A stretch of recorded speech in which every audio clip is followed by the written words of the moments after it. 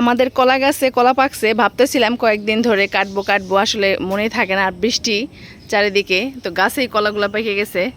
আজকে না কাটলে পাখিরা সব খেয়ে ফেলবে।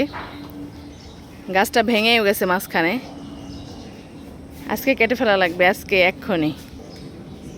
কাটো, এখান থেকে আগে কলাটা ছড়িয়ে কেটে নিয়ে তারপরে গাছেই করে নি।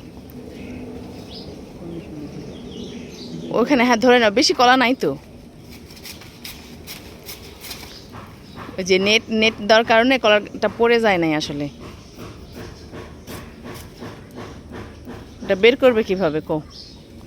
এখন এপাশ দিয়ে ধরে নাও। গাছ পাকা কলা খাওয়ার কিন্তু মজাই আলাদা। দেখি কাটার সময় আবার একটা ছিঁড়েও গেছে। অল্প কয়েকটা কলা, এই তাও তো আল্লাহ দিছে আলহামদুলিল্লাহ। কলাটা কিন্তু মানে খাইতে অনেক ভালো হবে, একদম ভেজাল ছাড়া কলা। কিছুদিন আগে আমার ছেলের জন্য একটা কলা এরকম অনেক বড় একটা ছড়ি কিনছিলাম। এটা কি জাত? এটা মনে হয় সবরি কলা।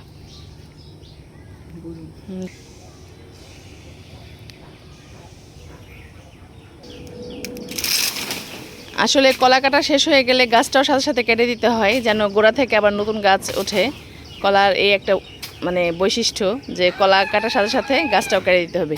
ওই গোড়াটুকু কেটে দাও, এই যে নিচে গোড়াটুকু, হ্যাঁ হ্যাঁ ওইটুকু।